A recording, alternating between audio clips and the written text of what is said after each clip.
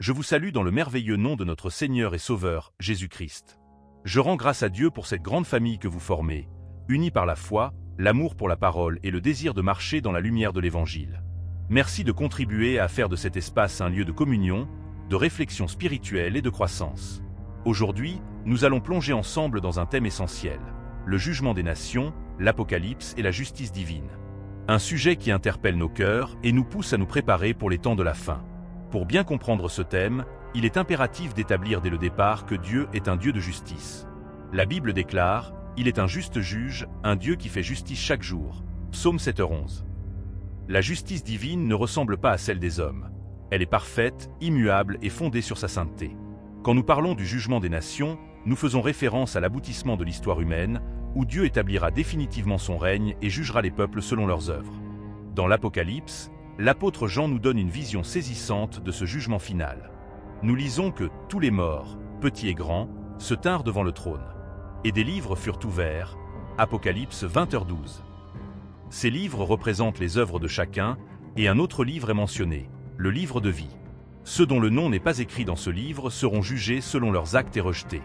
Ce passage souligne une vérité fondamentale. Le jugement sera à la fois individuel et collectif. Le thème du jugement des nations traverse toute l'Écriture. Dans Matthieu 25, Jésus parle du jugement des nations sous la forme d'une séparation entre les brebis et les boucs. Les brebis représentent ceux qui ont pratiqué l'amour, la justice et la miséricorde, tandis que les boucs représentent ceux qui ont rejeté ces valeurs. Le Seigneur dira à ceux de sa droite, « Venez, vous qui êtes bénis de mon Père, prenez possession du royaume qui vous a été préparé dès la fondation du monde. Car j'avais faim, et vous m'avez donné à manger. J'avais soif, et vous m'avez donné à boire. Et aux autres, retirez-vous de moi, maudits, allez dans le feu éternel. » Ce passage illustre l'importance des actes concrets d'amour envers Dieu et envers son prochain. Mais comment ces jugements touchent-ils les nations en tant que collectivité? Dans Joël 3, Dieu annonce qu'il réunira toutes les nations dans la vallée de Josaphat pour les juger à cause de mon peuple et de mon héritage, Israël, qu'elles ont dispersé parmi les nations. Cela met en évidence que Dieu juge les nations selon leur traitement de son peuple élu et leur soumission à sa volonté. Il y a une responsabilité collective des gouvernements, des peuples et des cultures devant Dieu. C'est pourquoi les royaumes qui s'élèvent contre le règne de Dieu sont condamnés à la destruction, comme Babylone dans Apocalypse 18. Cette Babylone symbolise un système mondial corrompu, plein d'idolâtrie et d'injustice, qui sera détruit d'un seul coup par le jugement de Dieu. Cependant, bien-aimés, nous ne devons pas aborder ce sujet avec une crainte paralysante, mais avec une crainte révérentielle et un cœur préparé. La Bible nous donne des clés pour échapper à la condamnation et entrer dans la vie éternelle. D'abord, nous devons reconnaître que nous sommes tous pécheurs et que tous ont péché et sont privés de la gloire de Dieu. Romains 3h23. La seule issue est la foi en Jésus-Christ, car il n'y a donc maintenant aucune condamnation pour ceux qui sont en Jésus-Christ. Romains 8h1. Ensuite, nous devons mener une vie de sanctification. L'Écriture dit « Recherchez la paix avec tous et la sanctification, sans laquelle personne ne verra le Seigneur. » Hébreux 12h14. Cela implique de renoncer au péché, de chercher la justice et de marcher selon l'Esprit. Les temps de la fin seront marqués par une intensification des ténèbres, mais aussi par une manifestation glorieuse de l'Église. C'est pourquoi nous devons rester vigilants et prêts, comme les vierges sages qui avaient leurs lampes remplies d'huile. Il est aussi crucial de comprendre que le jugement des nations est étroitement lié au rétablissement du règne de Christ. Dans Daniel 7, nous voyons une vision où un semblable à un fils de l'homme vient avec les nuées du ciel et reçoit un règne éternel. Cela se réalise pleinement dans Apocalypse 11h15. Le royaume du monde est remis à notre Seigneur et à son Christ, et il régnera au siècle des siècles. La victoire finale appartient à Jésus, et ceux qui sont ses disciples partageront sa gloire. Bien-aimés, une autre dimension du jugement des nations est l'appel à proclamer l'Évangile. L'une des conditions du retour de Christ est que cette bonne nouvelle du royaume sera prêchée dans le monde entier pour servir de témoignage à toutes les nations. Alors viendra la fin, Matthieu 24h14. Le jugement de Dieu est inséparable de sa miséricorde, car il offre encore aujourd'hui la possibilité de la repentance et du salut à tous les peuples. Nous avons une responsabilité en tant que disciples, être des ambassadeurs de Christ, implorant les nations de se réconcilier avec Dieu, 2 Corinthiens 5h20. Enfin, souvenons-nous que le jugement n'est pas une fin en soi, mais un moyen pour Dieu d'établir un ciel nouveau et une terre nouvelle. Dans Apocalypse 21, Jean décrit une vision glorieuse où Dieu essuiera toute larme de leurs yeux. Et la mort ne sera plus, il n'y aura plus ni deuil, ni cri, ni douleur. Cette promesse est pour ceux qui persévèrent dans la foi, qui aiment le Seigneur et qui attendent son apparition. En conclusion, bien-aimés, le jugement des nations nous rappelle que Dieu est souverain, juste et fidèle à ses promesses. Il appelle chacun de nous à se préparer pour ce grand jour. Repentons-nous, cherchons sa face et engageons-nous dans son service avec zèle et persévérance. Car, voici, je viens bientôt, et ma récompense est avec moi, pour rendre à chacun selon ce qu'est son œuvre.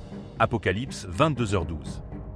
Bien-aimés, poursuivons ce moment d'enseignement en approfondissant davantage la grandeur et la solennité du jugement des nations. Ce jugement, tel qu'annoncé dans les Écritures, ne se limite pas à la condamnation des méchants. Il s'agit également de la révélation complète de la gloire de Dieu et de l'accomplissement de ses promesses envers ceux qu'il aime. Dans Romains 2, 6-8, l'apôtre Paul écrit « Il rendra à chacun selon ses œuvres, la vie éternelle à ceux qui, par la persévérance à bien faire, cherchent l'honneur, la gloire et l'immortalité. Mais la colère et l'indignation à ceux qui, par esprit de dispute, sont rebelles à la vérité et obéissent à l'injustice. » Ces versets soulignent une vérité fondamentale. Le jugement de Dieu est équitable. Il récompensera la fidélité et condamnera l'injustice. Revenons un instant sur les caractéristiques du jugement de Dieu. Tout d'abord, ce jugement est universel. Nul n'y échappera. Jean voit dans sa vision que la mer rendit les morts qui étaient en elle, la mort et le séjour des morts rendirent les morts qui étaient en eux, et chacun fut jugé selon ses œuvres. Apocalypse 20h13. Cette image rappelle que tous, sans exception, devront rendre compte. Cela inclut non seulement les vivants, mais aussi ceux qui sont morts depuis longtemps. Deuxièmement, ce jugement est basé sur la vérité. Dieu ne se laisse pas influencer par les apparences, ni par les excuses humaines. Hébreux 4h13 nous dit « Nulle créature n'est cachée devant lui, mais tout est nu et découvert aux yeux de celui à qui nous devons rendre compte. » Cette transparence divine devrait nous pousser à vivre dans l'intégrité, sachant que nos pensées, nos paroles et nos actions sont constamment exposées devant Dieu.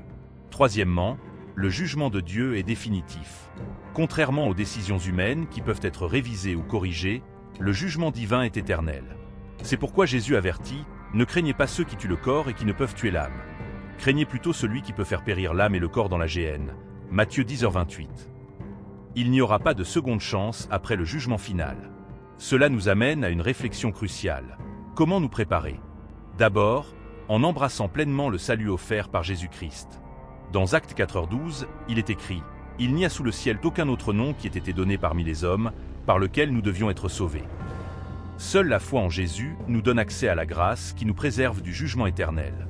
Deuxièmement, en demeurant dans l'obéissance à la parole de Dieu. Jacques 1h22 exhorte « Mettez en pratique la parole, et ne vous bornez pas à l'écouter, en vous trompant vous-même par de faux raisonnements. » La foi véritable se manifeste par des actes d'amour, de justice et de miséricorde. Troisièmement, en restant vigilant et en cultivant une relation vivante avec Dieu. Jésus nous avertit dans Marc 13h33 « Prenez garde, veillez et priez, car vous ne savez pas quand ce temps viendra. » Les temps de la fin seront marqués par des épreuves et des tribulations, mais aussi par l'espérance pour ceux qui restent fermes dans leur foi. Enfin, nous devons nous rappeler que le jugement de Dieu est également porteur d'une promesse glorieuse, l'établissement d'un royaume éternel où la justice habitera. Ésaïe 2h4 prophétise « Il sera le juge des nations, l'arbitre d'un grand nombre de peuples. De leurs épées, ils forgeront des socs de charrues, et de leurs lances, des serpes. Une nation ne tirera plus l'épée contre une autre, et l'on n'apprendra plus la guerre. » Cette vision d'un monde de paix et de prospérité nous donne un aperçu de la nouvelle création que Dieu prépare pour ses enfants. Chers frères et sœurs, alors que nous approchons de la fin de cette réflexion, laissez-moi vous poser cette question. Êtes-vous prêts? Si le Seigneur revenait aujourd'hui pour juger les vivants et les morts, où vous trouverait-il? Seriez-vous compté parmi les brebis qui héritent du royaume, ou parmi les boucs qui sont rejetés? Ce n'est pas une question à prendre à la légère, car elle engage votre destinée éternelle. L'Apocalypse nous rappelle que « Bienheureux ceux qui lavent leurs robes, afin d'avoir droit à l'arbre de vie et d'entrer par les portes dans la ville. » Apocalypse 22, 14. Laver nos robes symbolise la repentance et la purification par le sang de Jésus. C'est un appel à chacun de nous examinateurs, de nous détourner de tout péché et de nous consacrer pleinement à Dieu. Cette méditation sur le jugement des nations, il est essentiel d'approfondir l'impact collectif et individuel de cette grande vérité divine. Nous avons parlé du jugement universel, mais concentrez-nous maintenant sur son lien avec les prophéties bibliques et leur réalisation dans l'histoire de l'humanité. Les Écritures nous montrent que Dieu ne se contente pas de juger les actes individuels, mais qu'il intervient également dans le cours des nations pour accomplir son plan souverain. Prenons l'exemple de la nation d'Israël. Tout au long de l'Ancien Testament, nous voyons que Dieu a jugé Israël à plusieurs reprises pour son infidélité, mais il a également utilisé d'autres nations comme des instruments de son jugement. Dans Ésaïe 10, Dieu déclare qu'il utilise la Syrie comme « au bord de ma colère » contre Israël. Cependant, il avertit également que la Syrie, par son orgueil et sa cruauté, sera à son tour jugée. Quand le Seigneur aura achevé toute son œuvre sur la montagne de Sion et à Jérusalem, je punirai le roi d'Assyrie pour le fruit de l'orgueil de son cœur. Ésaïe 10h12. Cela démontre que même les puissances qui semblent dominer temporairement ne sont pas au-dessus de la justice divine. Dieu est non seulement le juge des individus, mais aussi l'arbitre des nations. Dans Daniel 2, nous voyons la vision prophétique du roi Nebuchadnezzar, où une grande statue composée de différents matériaux représente les empires successifs de l'histoire humaine. Cette statue est détruite par une pierre non taillée par des mains humaines, symbolisant le règne éternel de Dieu. Ce passage montre que tous les royaumes terrestres, aussi puissants soient-ils, sont éphémères devant le règne du Christ. Le Dieu des cieux suscitera un royaume qui ne sera jamais détruit. Daniel 2, 44. Cette prophétie nous rappelle que Dieu contrôle l'histoire et qu'il établira son royaume éternel après avoir jugé toutes les nations. Dans Matthieu 24, Jésus nous donne un aperçu des signes qui précéderont son retour et le jugement final. Parmi ces signes, il parle de guerre, de famine, de tremblements de terre et de l'augmentation de l'iniquité. Mais il ajoute une promesse, celui qui persévérera jusqu'à la fin sera sauvé. Matthieu 24h13. Cette persévérance n'est possible qu'à travers une foi active et une communion constante avec le Seigneur. Jésus souligne également que l'une des conditions essentielles avant la fin est que cette bonne nouvelle du royaume sera prêchée dans le monde entier pour servir de témoignage à toutes les nations. Matthieu 24, 14. Cela montre l'urgence et l'importance de notre mission en tant qu'Église. Alors, bien-aimés, que signifie cette mission pour nous aujourd'hui ? Elle signifie que nous sommes appelés à être des témoins de la grâce et de la justice de Dieu dans un monde de plus en plus hostile à la vérité. L'Apocalypse nous décrit un conflit spirituel intense entre le royaume de Dieu et les forces des ténèbres. Dans Apocalypse 12, le dragon, symbole de Satan, mène une guerre acharnée contre les saints. Mais il est écrit, ils l'ont vaincu à cause du sang de l'agneau et à cause de la parole de leur témoignage. Apocalypse 12, 11. Cette victoire est notre héritage en Christ, mais elle exige de nous un engagement total dans la vérité et la fidélité. Le jugement des nations est également lié à leur traitement de la justice sociale et de la miséricorde. Dans Jérémie 22h3, Dieu donne cet ordre. Pratiquez la justice et l'équité. Délivrez celui qui est spolié des mains de l'oppresseur. Ne maltraitez pas l'étranger, l'orphelin et la veuve, et ne répandez point de sang innocent. Ces principes divins montrent que les nations ne seront pas seulement jugées pour leurs lois et politiques, mais aussi pour la manière dont elles traitent les plus vulnérables. Un autre exemple puissant se trouve dans le livre de Jonas. Dieu envoie Jonas à Ninive, une ville pécheresse vouée à la destruction. Mais à travers la repentance des Ninivites, Dieu leur accorde sa miséricorde, montrant que son désir est toujours de sauver plutôt que de condamner. Cependant, quand les nations persistent dans leur rébellion, comme Babylone dans Apocalypse 18, la justice divine s'impose, elle est tombée, Babylone la grande. Ce passage est un avertissement solennel à toute puissance qui s'oppose à Dieu et opprime son peuple. Mais bien-aimés, ne perdons pas de vue que ce jugement culminera par une restauration glorieuse. Apocalypse 21 nous donne une vision sublime d'un ciel nouveau et d'une terre nouvelle, où la tente de Dieu avec les hommes sera établie. Ce sera un lieu de justice parfaite, où il n'y aura plus de mort, ni de deuil, ni de cris, ni de douleur. Ce futur glorieux est notre espérance, et c'est pour cela que nous devons persévérer avec foi. Avant de conclure, réfléchissons à cette promesse de Jésus. « Voici, je viens bientôt, et ma récompense est avec moi, pour rendre à chacun selon ce qu'est son œuvre. » Apocalypse 22, 12. Cette déclaration est à la fois un avertissement et une consolation. Un avertissement pour ceux qui négligent leur relation avec Dieu, mais une consolation pour ceux qui marchent fidèlement dans ses voies. En terminant, je vous exhorte à examiner votre vie à la lumière de cette vérité. Quel héritage spirituel laissez-vous ? Êtes-vous prêt à rencontrer le Seigneur, que ce soit par son retour glorieux ou par votre départ de cette vie ?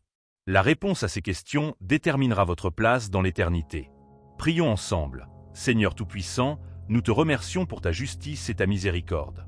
Nous reconnaissons que sans toi, nous ne pouvons rien. Aide-nous à marcher dans l'obéissance et à refléter ta lumière dans ce monde obscur. Préparez nos cœurs pour le grand jour de votre retour et rendez-nous dignes de participer à votre règne éternel. Que ton nom soit glorifié à jamais. Amen. Bien-aimés, restons unis dans la prière et dans l'espérance du retour de notre Seigneur. Que cette parole continue de résonner dans vos cœurs et vous pousse à vivre pleinement pour le Christ. Que Dieu vous bénisse richement et vous garde dans sa paix parfaite. Shalom.